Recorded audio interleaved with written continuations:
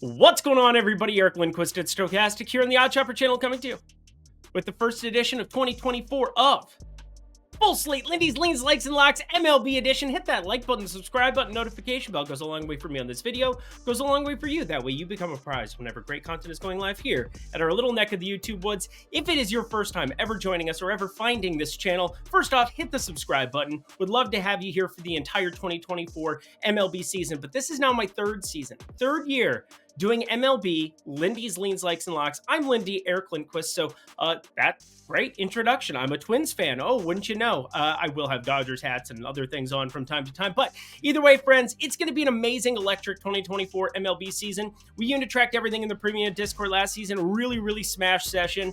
We unit tracked everything throughout the entire postseason for everybody over on X. Absolute smash session there too. Looking forward to this year. Going to be a crazy slate here. We had 2 games postponed already, so only 13 that we have here on opening day. We covered the Seoul series there between the Dodgers, between the Padres. Overall good stuff. Had an under that was a lock for Tyler Glasnow. Had a couple of hit props that ended up getting through for everybody there in that game too that we fired up. Only one long ball of the weekend, Mookie Betts, in that game too, but got a couple of long balls we'll talk about because, again, people love them, the home run props. I love to give them, and they have been very profitable here for me over the last couple of years. Got to kind of take our time easing into this season as far as you just don't want to fire too much of your bankroll too early. It is a very long, again, 162 games for every team here. It is a long marathon, so be careful with that. Make sure you're utilizing bankroll management and sign up and utilize all of these great sportsbook promotions that are showing up here for the MLB, including BetMGM. We'll talk about them here in a little bit. Get up to $1,500 in bonus bets if your first wager loses over there. You can sign up for that down at the link below. Again, it's only if you're 21 and over. If you have a gambling problem, please call 1-800-GAMBLER. But a lot of pleasantries here from the get-go. But we got producer Jacob on hand. He's been awesome throughout the entire NBA season. He's going to be giving you the goods here for the MLB as well. My friend, for the first time this year, officially, with all the games, 13 games here on a slate, let's get to the picks. Man, it feels good to be back. Doesn't it feel good to be back? We're breaking down some baseball here, and it is going to be frigid and cold and awful over there in Baltimore. It's been kind of a crazy couple of days in Baltimore, as is. But you've got Corbin Burnes on the mound. I did not see that one coming, obviously. We have a lot of teams with new destinations. Corbin Burnes, former Cy Young winner from 2 years ago with the Brewers. Last year, kind of an interesting year, and we'll get into a couple of the dynamics of what that means here. But the Angels, no Shohei Ohtani. We can talk about the Ohtani stuff a little bit later, I suppose. But anyway, no Shohei Ohtani here on the roster. Not great when you're talking about one of the best 3-4 batters in all of baseball, no longer with your team. That is going to be problematic. And Mike Trout, can he ever stay healthy? We just never, ever see this. But as we're talking through these games, obviously I emphasize a lot of starting pitching, just like you should be. You should be talking through the people who are going to be throwing the ball the most, going through bullpens. Obviously, we're going to be touching on that as we go along here as well. Because year to year, you see guys move from starter to bullpen to starter. We've got a White Sox bullpen arm who's going to be starting, and I think they're going to have to do pretty much like a bullpen approach right from the get-go. Bleak times there for the White Sox, but they're in my Twins division, so I'll take it. Anywho, we are looking at kind of an interesting pitching matchup right from the get-go here. Patrick Sandoval here getting the ball for the Angels, and he's just an interesting pitcher as it is. Gets really soft contact, 35.1% hard hit percentage, just a 7% barrel percentage, but not really a lot of zest on the fastball, if you will. Kind of throws a changeup a majority of the time along with a slider that's not really it's like a C pitch. 19.6% K rate with an 11.3% walk rate. And Baltimore, they got all the pieces on the offensive end, friends. Gunnar Henderson, Ryan O'Hearn, Ryan Mountcastle, Anthony Santander, Adley Rutschman, of course, the best catcher in all of baseball. And, well, they've got some prospects that they're just going to be waiting, developing. They've got a lot of pieces over there. Cedric Mullins, if he can have a comeback season here as well, their all-star from 2 seasons ago. A little bit of injury issues with him here from the 2023 season. But I like the under here, even with the Patrick Sandoval concerns, mainly the weather, friends. Weather is a big part of what you're looking at in baseball, unless you're in the dome, in which case, just don't mind me. Don't listen to me whatsoever. But it is 50. It is rainy. Obviously, we got 2 games up in the upper northeast, if you will, that already got, it's problematic. But the other part of this is the wind's blowing in from left field. It's projected to be about 10 to 12 miles per hour throughout this baseball game. And 50 degrees with the wind blowing in on left, and it's already a cavern to deep left. I think the lefty in Patrick Sandoval is going to have an easier time. Even Corbin Burns, just as far as like any hard contact, is going to go absolutely nowhere and stay in front of the left field center fielder. So under 7.5, right from the get-go, a bet, half unit. That's the lean likes locks idea for what it's worth. We'll cover that as we go. Just stick with me. Under 7.5, first game of the day. And game number 2, the Detroit Tigers taking on the Chicago White Sox. And our first home run of the play of the season comes from this one. Pretty wild. I said last game, kind of foreshadowed, if you will, what we've got in front of us with this one. A starter that's basically a bullpen arm in Garrett Crochet. Now, it's really hard to mine out of anything what you have from a bullpen arm to a starting arm, and he's not very good. 18.8% K rate with a 20.3% walk rate in 2023. It was just a four-seamer. He's throwing 64% of the time, along with a negative slider. I'm just not sure what the heck the White Sox are going to be bringing to the table, if anything. They traded away a lot of their pieces. It's going to be a developmental year. Michael Kopech, they already said, isn't going to be somebody that they want to develop as a starter going forward. He was an elite bullpen arm a couple of years ago, but never really living up to his billing as an elite prospect. The exact opposite is going to be true here for Tariq Skubal here and the Detroit Tigers. He is somebody that I was thinking about betting for the Cy Young. Wish I had gotten in at some better numbers. I think they've already started to crash down from like the 30 to 1-ish, 40 to 1-ish we were looking at earlier. 33% K rate last season, 236 xWOBA. And I do think the AL Central, as much as I love my Twins, a little bit more wide open than you would think. Detroit actually second, way ahead of Kansas City, which was a little bit surprising to me because, you know, Cole Ragans will break down from the Kansas City side of things. Great elite arm based on what we saw. Probably some regression due for him as teams start to figure out his pitch mix and can his strikeout stuff maintain. But Bobby Witt, one of the best players in baseball. And, you know, in baseball, you need a lot more than just one dude, but one dude like Bobby Witt surely helps a whole hell of a lot. But same thing with Trewell here. Really like his stuff. But I want to give a special shout out here to a guy that got a lot of flack in 2022, but had an amazing comeback 2023 season. That is Spencer Torkelson here with a 51% hard hit percentage, and something I'm going to cite a lot when it comes to specifics as far as like home runs. Launch angle, 17.1 degree average launch angle, friends. That resulted in a 487 expected slugging going along with it here and a 14.1% percentage. So it's not ideal that you're running into a bullpen type situation. Steven Wilson, really the elite arm. Michael Soroka is now with this baseball team as well. But other than Steven Wilson, none of these bullpen arms are all that good. They have Chris Flexen. Yeah, we're going to do the whole Flexen thing as a starter here going forward. Lots of guys that I think are going to end up having to get, is Tanner Banks going to be a decent enough starter? Such a weird rotation here from the White Sox. Again, if you can avoid Steven Wilson, there's going to be great opportunity for, and by the way, out there in Chicago, wind blowing out to left field here for Spencer Torkelson. So I think this is a great way to get your card started. Spencer Torkelson to homer, plus 350 over on FanDuel. FanDuel, a lot of the best lines we're looking at homers. BetMGM, some of the best lines for total hits. Again, BetMGM, they're going to be awesome for that all season long from the hits department. But the homers, you're definitely going to want to play those over on FanDuel. First time breaking down my Twins. It makes me so happy. Now, I'm not going to do my best not to be biased here the entire season because, again, I'm here to make you money, but probably the least appealing game that we have into this first window because, I've got a lot coming up in the next one. We got the Twins, minus 120, taking on Kansas City. Again, even money here for them. I do think Kansas City has high upside with some of the pieces that they have. Sweet Melendez, he's back in our lives. Miguel Garcia, Nelson Velasquez, who was the hero of the people 2 times on 2 separate occasions, hit better than plus 750 home runs with him and shouted him from the other regions. 575 expected slugging, 49.1% hard hit percentage to maintain. But Kansas City will go as far as Bobby Witt Jr. and the guy on the mound will take them, Cole Ragans. He had an unbelievable second half this season. He was basically a cast-off from the Texas Rangers. He found strikeout stuff. 28.8% K rate, 331 expected slugging.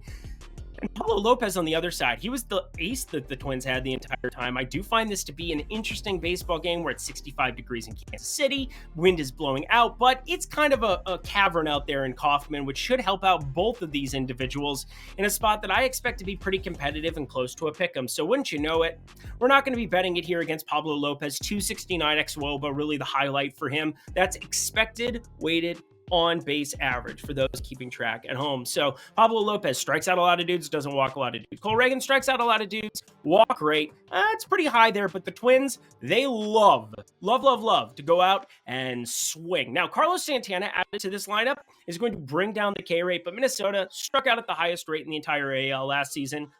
Expect something close to it outside of Carlos Santana, of course, but Minnesota money line, just a lean for me because I'm a goober like that. But overall, find all the props to be pretty efficient here too. Thought Reagan might be a nice play on an over for the strikeout, but juiced up there north of the 5.5 number, 6.5 that you're looking at here. We're going to just stay the heck away from this one.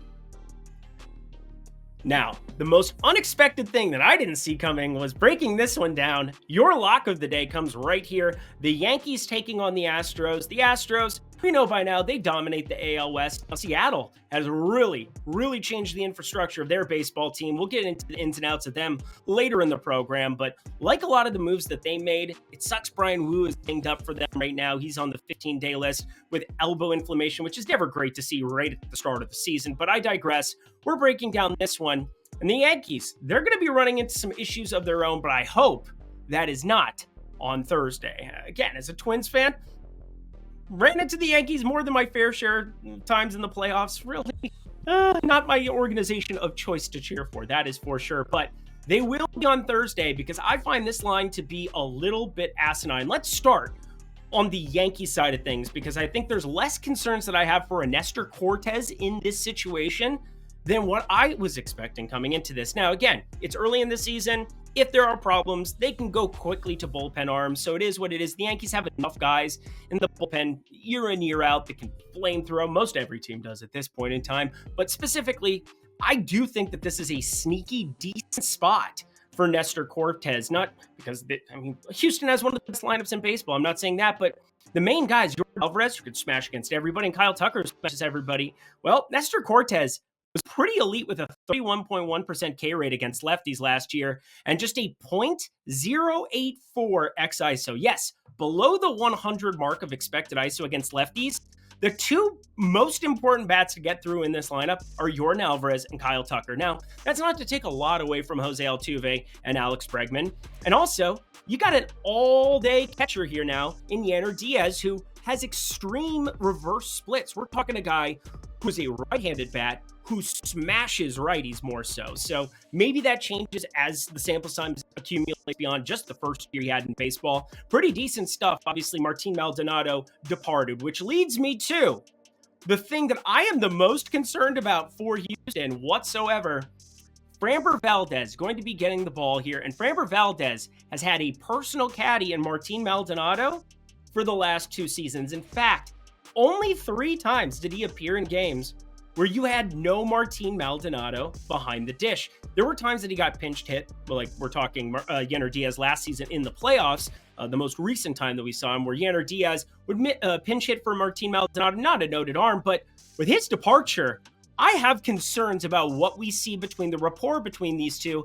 And the second half of the season was not kind to Framber Diaz. I don't really cite ERA a whole hell of a lot because, well, it's not indicative of a lot, but it does do a good job of encapsulating success compared to not success over an entire, 81 game beginning, 81 game second half is what it is. So I'm going to utilize it just for this. 2.51 ERA in the first half of last season. After the break, 4.66 ERA. We started to see his superpower, the ground ball rate, really take a dip. Now, it was still pretty darn good, 4.2 degree average launch angle, but he gives up so much hard hit, 45.6%, that I am concerned. New catcher, a guy that he has to build rapport with now, and a new situation against a lineup. You know, we can talk about Garrett Cole's injuries. We can talk about everybody else, but Aaron Judge, Giancarlo Stanton, Juan Soto, Anthony Rizzo healthy, Gleyber Torres healthy. This is a different complexion of this Yankees lineup. Do I think the Yankees have a pretty good chance in a tough AL East to miss the playoffs? I absolutely do. But there is no way, with all the unknowns on Framber Valdez and with Nestor Cortes at least able to get by lefties for the most part, pretty important against Kyle Tucker and Mr. Jordan Alvarez. So I'm going to take the plus money. I've got this closer to a 50-50 flip, and you give me 30 cents on the Yankee side of things, I will absolutely take it. Yankees money line, your lock, my favorite play outright on this opening day. The Pittsburgh Pirates taking on the Miami Marlins here next. Jesus Luzardo, hometown guy, getting the ball for the Marlins. Really like his stuff overall. Somebody that we backed quite a bit last season. It's ironic to me. If there were one guy I was maybe going to look at an over of a K-prop, he would be it. But for the most part, a lot of unders projecting out early in the season. That's kind of twofold. One, the pitch counts aren't very pronounced. It's kind of an unknown, and people like to bet the overs. I'll go on the unders. And number two, well, just don't have early season form. Maybe I'm wrong about this. I'm not, because they're all popping over on Odd Shopper, and it is what it is. But Jesus Luzardo, 20.1% K rate. That's what he's really good at. Love the four-seamer slider combo that he has with the changeup. Has to avoid the barrel percentage, but obviously really helps to be playing in the cavern that is the Miami Home Depot, whatever the hell the Depot's. Hate that they always change these names on me. But anyway, the Pirates here on the other side, I like the lineup a little bit more than I think most people do. Brian Hayes, Brian Reynolds, when he stays healthy, good switch hitter. Jack Sawinski, we saw the power from him, but left on left, you get Sawinski and you get Rowdy Tellez, who's now on this roster, a little bit neutralized. Now, O'Neal Cruz had a redonkulous, absurd spring training, hit some absolute moonshots. Can that translate into this spot? I don't know. We'll find out here in the major leagues very early on about O'Neal Cruz. He is for sure one of the most fun guys to watch in the field, and definitely some power at the bat. So just got to avoid some of the strikers. Only a 20% K rate, though, from last season. Stay healthy, young man. Only 25 batted ball events. It was a brutal injury. But anyway, Connor Joe, friends, he's now on this team. Andrew McCutchen is back with the Pirates. He has Monty Grandal. Weird to see him on the roster. And I will say, just when I was breaking down bullpens, because, that's another thing that you definitely want to be doing, it is weird to see Aroldis Chapman with this baseball team. I'm throwing that out there because Aroldis Chapman probably going to be a trade piece if Pittsburgh isn't very good. That's what we saw with Kansas City last season. Ends up going and winning another World Series with Texas. So he did the same thing going from the Yankees to the Cubs days of yore, if you will. But I'm actually going to be looking at the Miami side for this one. Mitch Keller had a really good season. Called him comeback Keller almost the entire time along the way. But I expect some regression from what we saw in that first half of last year. A 251 expected batting average is a little bit high. You're getting 25.5% K rate to go with it, but 10-degree launch angle. And this Miami Marlins lineup is fun. Jake Berger, huge power bat that exists here. Even in this cavern stadium, he should be able to 512 expected slugging to be able to hit some out of there. Jesus Sanchez, Avisel Garcia, if he can stay healthy and, have that 49.3% hard hit. And of course, a healthy Jazz Chisholm, Brian De La Cruz, Christian Bethancourt now with this team, a guy who I'm excited to see out of Tampa Bay, where they really kind of had the hot hand approach a lot of times with him. So Tim Anderson on this roster as well. We'll see what he has left in the tank for them if he can stay healthy. So anyway, quick breakdown for a Miami -1.5. Yeah, we're going to the run line here, plus 160. That's useful, friends. That should get bet down because, well, yeah, it's only a 7.5 total, and that's why you're getting the nice plus money. Because again, variance, it's a thing, it's math. We go on our merry way. We already talked about San Diego during the Soul Series, but we're going to talk Yu Darvish on the mound here yet again because they had a week off. They were able to go back through the rotation and spring training. It's a weird start of the season, but it is what it is. They are going to be taking on the San Francisco Giants in this one. And San Francisco's lineup, pretty fascinating with Matt Chapman. Kind of a down year for him last season. Jorge Soler, like seeing him in the cleanup spot here for them. I'm assuming cleanup going forward. Maybe Michael Conforto and him can go back and forth between 4-5 or they got Jung-Hoo Lee, who's going to be leading off for this baseball team going forward. Mike Yastrzemski, nice guy to have at the bottom of this order, that's for sure. And Patrick Bailey, if he can continue to improve. Obviously, when you talk about the NL West, you're talking about Petco. It is just a cavern stadium here as well. But San Diego, the main thing with their lineup that we are omitting, no Juan Soto. That's a big deal against a guy like Logan Webb, who showed out last as one of the better young arms, or young-ish arms there over in San Francisco. Does have that hard hit that creeps up from time to time, 46% hard hit percent, but his launch angle was lower than Ramber Valdez's, 0.6 degree average launch angle. He was the ground ball specialist from last season, so want to give him a shout out with that 62.7% ground ball rate that led qualified starters. So shout out for him. Yu Darvish on the other side, 319 xWOBA, 276 expected slugging. Had a nice first start against the Dodgers. Obviously, there were some bullpen issues that they ran into in that 8th inning of the game 1 that he started. But I'm just going to lean San Diego money line. I'm not in love with either of these baseball teams. They obviously play in the same division as the Arizona Diamondbacks and the juggernaut that are the Los Angeles Dodgers. Have fun with that, you two.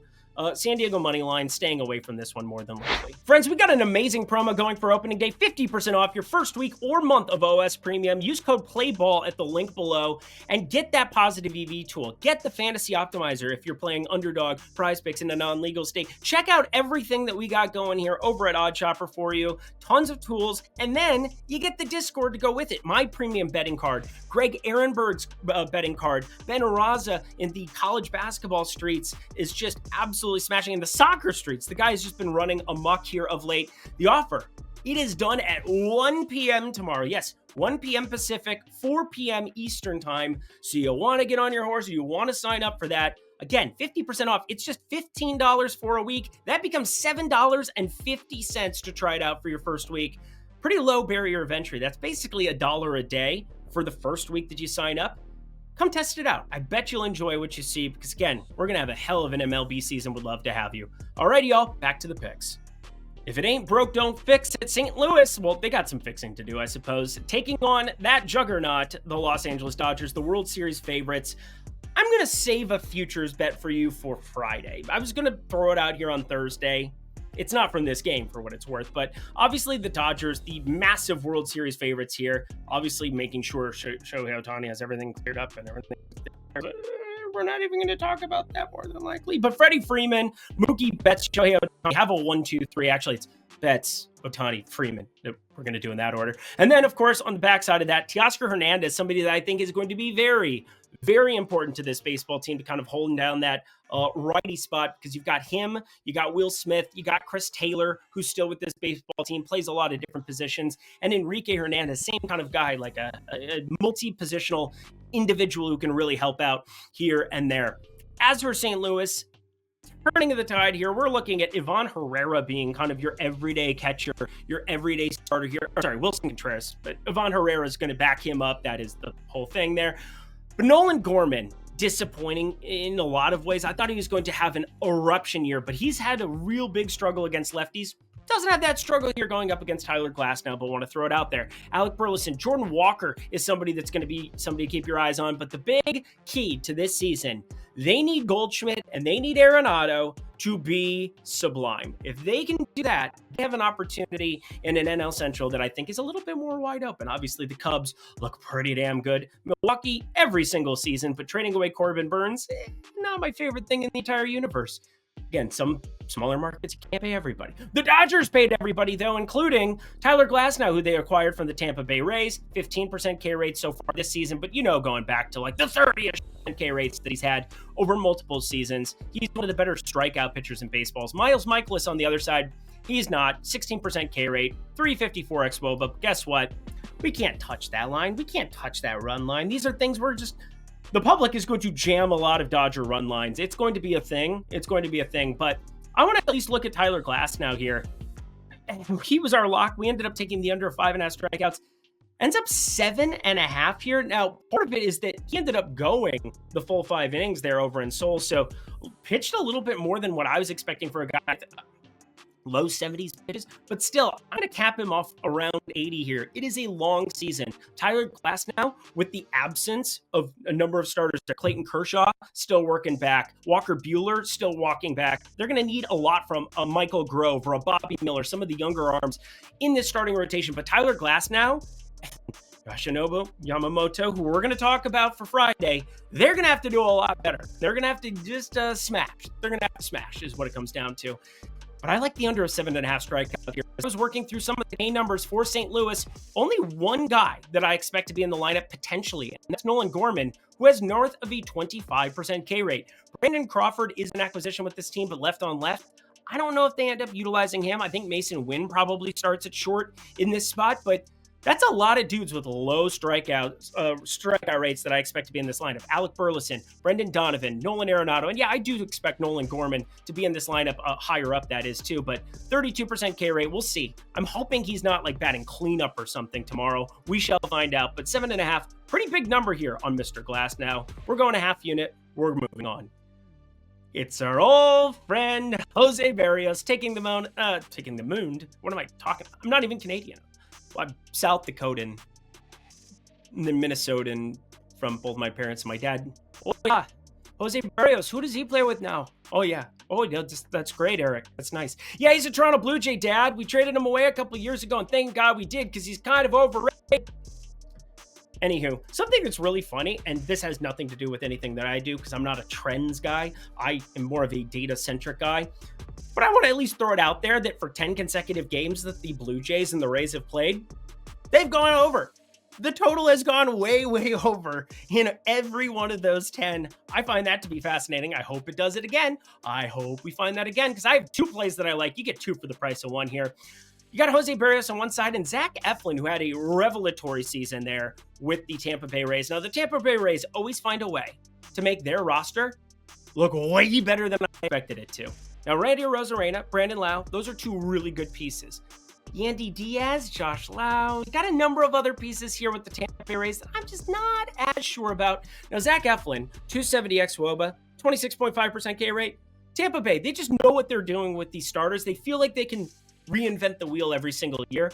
Maybe they can, but they're going to have to reinvent it with some interesting guys like Jason Adams probably going to be there. Aaron Solly had a pretty good season. They're going to need him to continue on his merry way. Interesting arm. Sean Armstrong is a pretty decent arm there too. I'm very fascinated to see Zach Littell's going to have to bounce, and so he's terrible. But anywho, Jose Berrios, friends, this is your opening day starter for a team that obviously Alek Manoah fell by the wayside last season. I have a lot of different Mitch White takes where we could possibly look at him, but Kevin Gausman not getting the opening day start is a little bit strange to me, I suppose. I don't know. Like, then why wouldn't you have your best starter starting? It's the way I looked at it, and I think Kevin Gausman, pretty overwhelmingly, your best starter. 3.24 ERA last year, 1.19 whip. What are we doing here? I think he's starting Sunday? Anywho, we're going to Mr. Jose Berrios here, friends, and part of this is that this is a Tampa Bay team that is just well constructed to cause pain, suffering, and sadness to the opposition. Running up pitch counts, making somebody work for it, work for me. I'm not going to do anything weird. I'm going to keep this professional today, but last year against lefties, 188 expected ISO, and against righties, 163 expected ISO. So both sides of the plate, he had some power issues against. Just around a 23% K rate. He did outperform expectations last year, and we did not hammer him nearly as much in 2023 as what we did in 2022, for those keeping track at home at least. But we're going to hammer an under here. We like the under of 5.5 strikeouts for him here, right around minus 145, minus 150. Both are just fine with me. And then the over of 7.5. You single game parlay people, I know you walk amongst us. I know you exist. I'm thinking about you. I think this is a nice one here. I like the over 7.5. If you're looking for like a home run to potentially pair something with, I'll be looking at a Brandon Lau, who I do think has a comeback season here. Now that he's back and healthy for however long he stays healthy for, we will find out. In Washington taking on Cincinnati, and Josiah Gray taking on Frankie Montas. Interesting combination of pitchers here in this one. Now, we're going to start over here on the, which side do I want to start on? I don't even know. This is what happens when you're just late to the party. But Frankie Montas, friends, you know how many times he showed up last season? He had a start on September 30th against Kansas City. What are we doing? It's pretty wild. Anywho, he's your opening day starter for Cincy, which is not what I was expecting to see, which is not something that I think Cincinnati fans were expecting to see. I think that's going to make some Washington bats interesting. Josiah Gray actually did make the All-Star game last season. Again, everybody has to have an All-Star, is what it is. It's the weirdest rule in sports, but, that's beside me. Anywho, I'm looking at Josiah Gray, somebody to target. 342 xWOBA, 20.5% K rate, 11.5% walk rate, but normally in Cincinnati, we're talking the easiest ballpark to hit home runs out of, because Great American Small Park, it is what it is. The dimensions of it are just a joke. You run into inflated lines. You can't really bet any of these. We'd be looking at some unders potentially. I don't know. It just nothing projects out well here today. Maybe you can run into some weather where it's just 100 and you can go to across the board home runs and find a bunch of dudes and really smash. But this is not going to be that spot. What it is a spot where I wanted to pull the trigger on somebody I thought was going to have a big year with my Twins last season. And that's Joey Gallo, who fought injuries, kind of running into a lot of the same issues despite the shift change rule. So for those who don't know, the shift basically is just killing Joey Gallo for however many years because he just had more home runs than he have singles because he can't hit the ball the other direction. He has no capability. From time to time, he would bunt it down the left field line, but that was a rarity, that's for sure. But plus 350 here, I think there are better home run plays on the board like the next one. I'm sure there's going to be something that changes between now and when I post my card in the premium Discord. So I'm going to show a little bit of caution here, despite the fact that everyday first baseman, yeah, that's a weird thing to say. Everyday first baseman Joey Gallo here, 26.4 degree launch angle, 53% hard hit percentage, only a 400 expected slugging. Again, he doesn't need to hit it that hard to hit it out of Cincinnati. If he hits it okay, it's probably going out of the ballpark in Cincinnati. But with the 149 expected batting average, I'm going to wait. I'm going to be patient. I think there's going to be better chances to fire him up later. It's kind of sad when like the most famous person who follows you on Twitter, that being Justin Steele. Hi, I love Justin Steele. He knows that I love him. And I think that's probably why he follows me, is that there's a lot of videos and things of postings and whatever. Justin Steele, my dude. But I'm going to bet a home run against you here because I absolutely have to. Nathan Eovaldi on the ballot for the World Series reigning World Series champions, Texas Rangers. There you are. They're running it back, friends. And boy, is this lineup going to be fun. Potential tons of young bats as well, moving themselves up. We saw glimpses of Evan Carter and Josh Smith. They've got some other dudes coming down the pipeline very, very shortly. But for the time being, they'll just have to settle for Adolis Garcia, Josh Young, and my home run play, who we'll talk about here in a second. But I want to start at least with the Nathan Eovaldi side. 43.1% hard hit percentage, 397 expected guys that they rode the coattails of at times last season. Again, this is a really well-constructed baseball club, and, well, the AL West is just ridiculous. You've got a lot of pieces that are going to be competitive against Seattle, Houston. It's going to be a really fun time to be paying attention to the AL West. Unless you're an Angels fan, just don't even look at the standings. Just seriously don't. Just wonder why you didn't trade Mike out last year or something. I don't know. I guess he didn't want to go anywhere. But we're going to go to Corey Seager here, friends. Left on left. Not exactly a specialty here for Justin Steele. Now, Justin Steele, phenomenal pitcher. He won us a lot of money. He can induce the ground ball contact. That is who he is. Not going to be a high strikeout arm, but some interesting splits that we ran into. I was running some numbers here, specifically against lefties, where he does have a 29.8% K rate. That is the more inflated side, 23.2% against righties. But a 103 X ISO, that is expected ISO. We're talking like isolated power going up against righties. Pretty good. That's really good when you're a left-handed pitcher. But a 170 X ISO with a 206 ISO, a 350 BABIP, lefties were flat out better. The exit velocity off the bat, better. Now, there are a couple of explanations for that. One, when you have lefties against lefties, generally the lefties that are in the lineup are pretty freaking good. You're going to platoon and have weaker batters, so your best lefties are the ones who stay in the lineup every single day, and that's Corey Seager. But the other part is that Justin Steele has legitimately struggled in the power department against them, and when you get plus 420, the reigning World Series champion, Corey Seager at Texas Rangers, and you get plus 420 over at FanDuel, you absolutely take it. Now, one thing I want to throw in about FanDuel, make sure anybody is in that lineup before you bet it. Because on FanDuel, it is different than the other books, because if they are not in the lineup, the home run play is still valid. And that is why you see some inflated numbers going to FanDuel, as people sometimes fire it up, not knowing that rule. And then they're surprised, oh, it didn't void on the other side of it. So I want to at least throw that caveat out there, but there is no way this guy is in the lineup every freaking day that he is alive. But just stay healthy. Friends, it's opening day. Before we get to the evening card, we've got ourselves a great opportunity over at BetMGM. If you haven't signed up yet in your state, sign up at the link below. You get up to $1,500. Yeah, up to $1,500 in bonus bets if your first bet loses. That's an opportunity to take 20, 50, 100, 250, 500, up to $1,500 and fire it knowing that you're getting that back in bonus bets if it doesn't win. That's a great opportunity to jumpstart your bankroll and fire up something with some nice plus money. Again, the Yankees at plus money. Now, I would be looking at even a bigger dog than that because, again, your expected value goes up as you go to the plus 400, plus 500 type money lines that exist here on the board for tomorrow. Go ahead and maybe fire one of those up. That's really going to give you an opportunity because that's coming back to you in bonus bets no matter what. But the Yankees, again, that's not a bad one. Not a bad one. Just think you might even want to go a little bit longer with one of those long shots. But you can sign up for that down below, friends. Fire up your bankroll over at BetMGM. Good stuff. If you're 21 and over, if you have a gambling problem, please call 1-800-GAMBLER. Back to the picks we go. 3 games in the evening window. Hit that like button, subscribe button, notification bell as we break down Cleveland and Oakland. And Cleveland, I don't know what they're doing with their baseball team. Jose Ramirez is obviously incredible and a building block third baseman. There's just no doubt that it is .299 expected batting average, just a 10.6% K rate. I like the complexion of him around anybody, but like, oh boy, we're going to run back Stephen Kwan and Josh Naylor as a cleanup hitter, and it's going to get a little bit dicey. Now, they're playing Oakland, so how dicey can it get? Oakland has some guys who can hit the ball hard. Brent Rooker, J.D. Davis, Shane Langoliers. We got Seth Brown, Ryan Noda, M. Shinoda. That's Lincoln Park.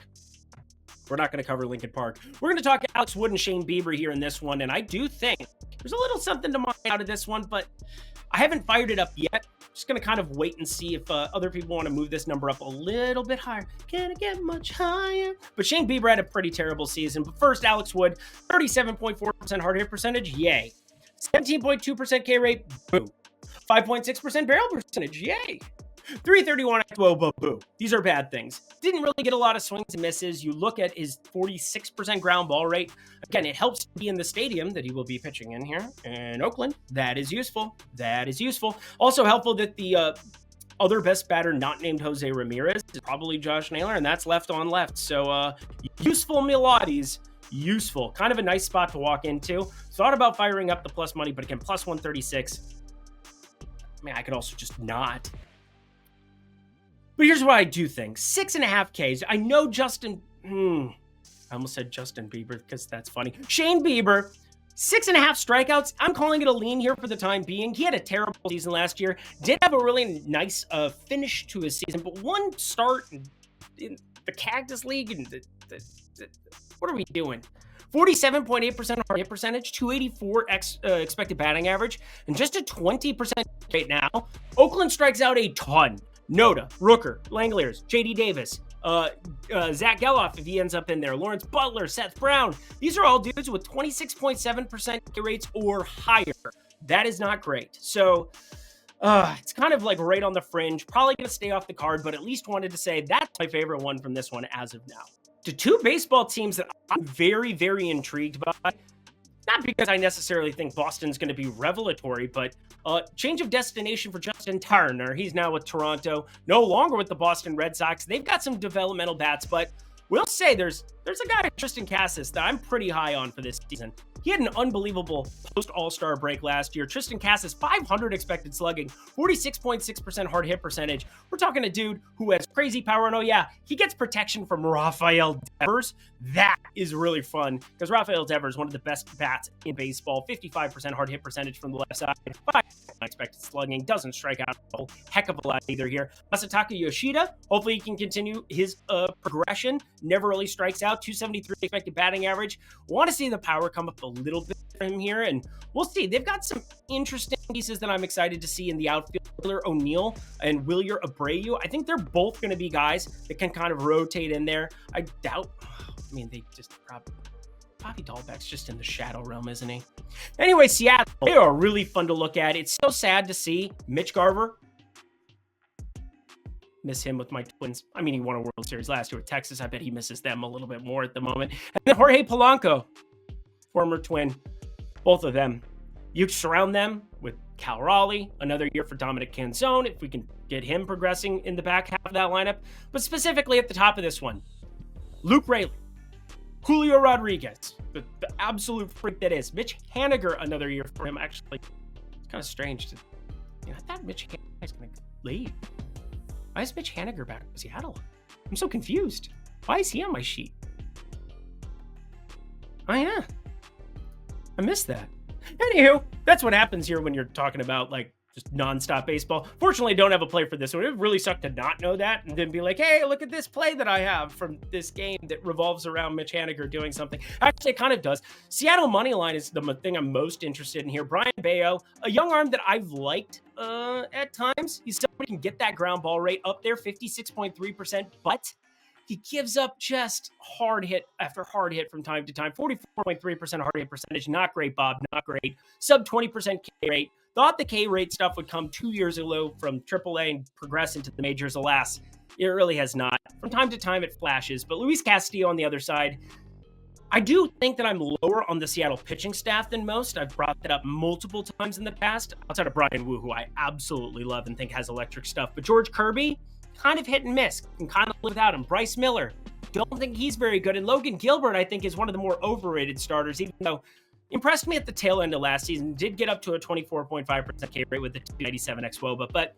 in this spot specifically, there are some high numbers on Luis Castillo. I thought about taking his under 17.5 pitching outs. Ended up just saying, you know what? I'll wait and see about the Seattle money line. Ended up passing on everything else there. Let's get to the last game of the night, shall we?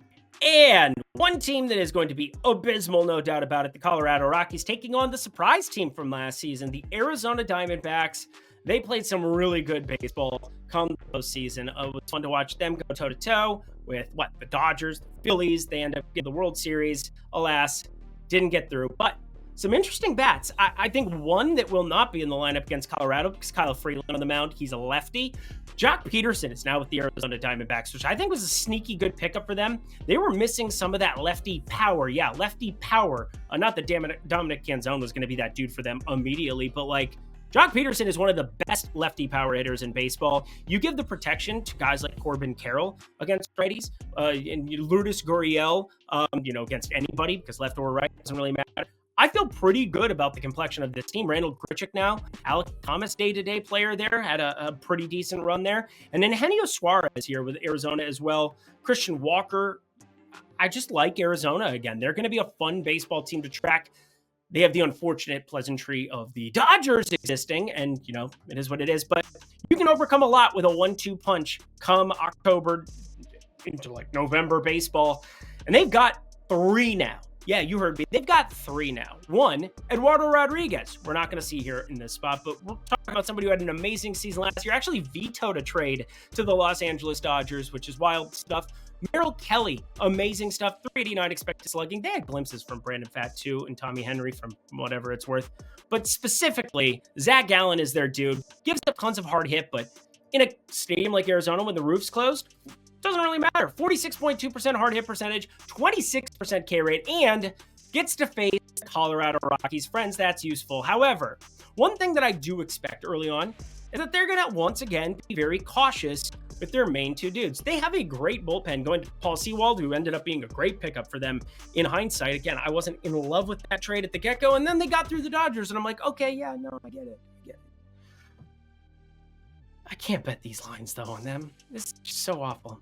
I will bet the under is what I will do here, because I do think Freeland, despite himself, 361, well, what is that? 361 xWOBA, 508 expected slugging, just a 14% K rate. I think early on in this season, you're going to see some rust on a couple of these teams, and this is just one of those spots where as long as this stays at 8.5, you fire up 8.5 because of Zach Gallen here against a Colorado Rockies lineup that, sure, Chris Bryant back, doesn't really matter to me, especially against a righty.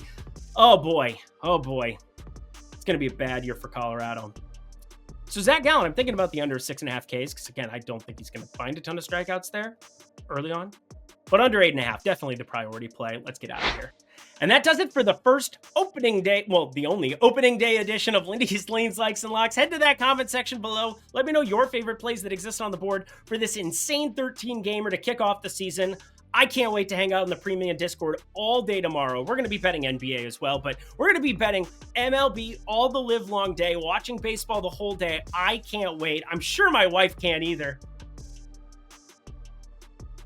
Let's get ourselves the heck up out of here, friends. Thank you, producer Jacob. Until next time, friends, I'm Eric Lindquist. Best of luck in the MLB streets on Thursday.